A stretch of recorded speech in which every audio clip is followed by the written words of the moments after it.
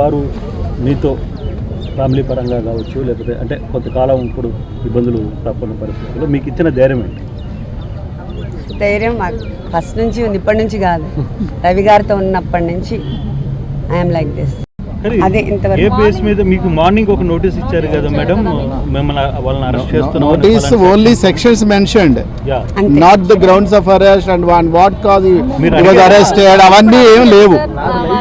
మీరు లోపలికి వెళ్ళారు కదా స్టేషన్ లో, అడగలేదా? ఇప్పుడు అడిగాం కదా, అడిగితే వాళ్ళు ఇంకా ఇవ్వలేదు.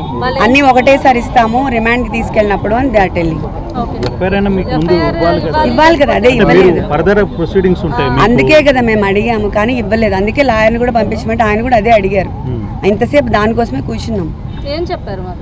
We are not going to give now, రిమాండ్కి తీసుకెళ్ళినప్పుడు అన్ని పేపర్స్ ఒకటేసారి we're going to give, then how are you going to prepare? మేము ఎలా ప్రిపేర్ అవ్వాలి? That's what we asked.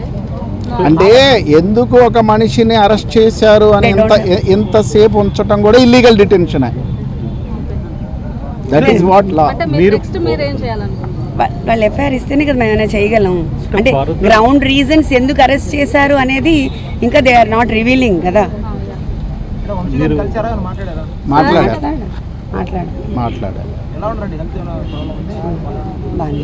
As of now is fine.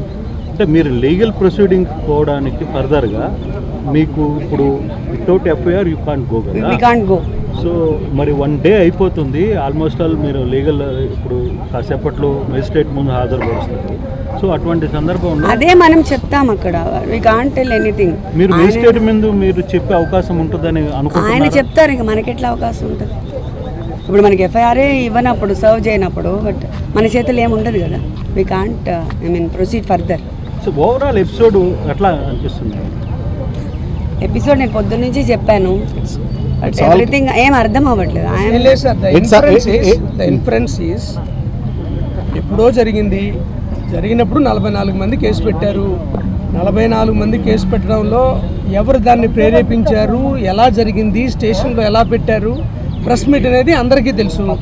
44 మంది పెట్టారు. అప్పుడు సిఐ గారు కూడా గాయపడ్డారు.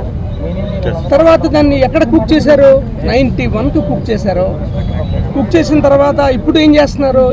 ఇప్పుడు తీసుకున్నారు కస్టడీలోకి. ఇప్పుడు కూడా ఎఫ్ఐఆర్ చేయట్లేదు. ఏంటి డిఫరెన్స్ అంటే, రెడ్ బుక్ రాజ్యాంగం వాళ్ళు చెప్తారు, దాని ప్రకారం వీళ్ళు కుక్ చేస్తారు. పోలీసు వ్యవస్థ మొత్తం రాజకీయ వ్యవస్థలో ప్రభుత్వంతో నడుస్తుంది. వాళ్ళు ఏం చెప్తే అది చేస్తారన్నమాట కుక్. లేకపోతే ఏముంది ఇందులో? ఈ సెక్షన్స్ ఉన్నాయి, we're giving this FIR, we're going to remand him like this అని చెప్పడానికి ఏముంటుంది? చేయలేదంటే ఏంటి అర్థం? ఎంత కుకింగే కదా. స్టేట్లో ఏం జరుగుతుందో అందరికీ తెలుసు. ఇప్పుడు అతన్ని బెదిరిస్తే ఎలా వదిలేస్తాం మేము? ఇప్పుడు వంశీ గారే బెదిరించారు అనుకుందాం, ఎందుకు వదిలేస్తారు? వెరీ సింపుల్ కదా. అతనే చెప్తున్నాడు, నా చేత సంతకం పెట్టించుకుని సాక్షి సంతకం అని చెప్పి ఎఫ్ఐఆర్ కింద చేశారని చెప్తున్నారు. ఇవన్నీ చూస్తే ఎట్లా అనిపిస్తుంది? చెప్పింది కూడా మ్యాజిస్ట్రేట్ చెప్పారు. ఊరికినే ఏదో పత్రికా ముఖంగానే ఊరికి ఎవరికో కాదు. 164 statement recorded by particular magistrate. ఎవరైతే కంప్లైంటెంట్ అనుకుంటున్న సత్యప్రసాద్ని ఈరోజు ఎర్లీ మార్నింగ్ వైజాగ్లో పిక్ చేశారు పోలీసులు, విత్ సీసీ ఎవిడెన్స్ కూడా లభించింది. వాళ్ళు ఇప్పుడు తీసుకుని వెనుకొస్తారు. కంప్లైంట్ని పోలీసులు బలవంతంగా ఎందుకు పిక్ చేసి తీసుకురావాల్సిన పరిస్థితి ఎందుకు? ఇప్పుడు అదే ఈ కేసు నేపథ్యం చూస్తే ఫస్ట్ నుంచి రెచ్చగొట్టారు. పార్టీ ఆఫీసులో గొడవ చేసిన తర్వాత సీఎని కూడా కొట్టారు. తర్వాత ఎవరిని అడిగినా చెప్తారు, వంశీ అనే వ్యక్తి తెలుగుదేశం పార్టీకి టార్గెట్ అనేది ఈ స్టేట్లో ఉన్న ఏ వ్యక్తిని అడిగినా చెప్తారు. దీనికి ఆయన ఎలా పోరాటం చేస్తున్నాడో కూడా తెలుసు. వాళ్ళ మెయిన్ టార్గెట్ ఏంటి? They want to hit him. పవర్లో ఉన్నాం కాబట్టి మేము ఏదైనా చేయగలం. ఇది వంశీ గారికి కాదు, సామాన్య కార్యకర్త కూడా జరుగుతాను. వంశీ గారికే కాదు, ఎవరికైనా జరుగుతాను. మీ అందరికీ తెలిసిందే. ఇప్పుడు ఆయన క్లియర్గా చెప్పాడు, నేను మాట్లాడలేదని చెప్పాడు. అయినా సరే మాట్లాడారని చెప్పి చేస్తున్నారు. నేను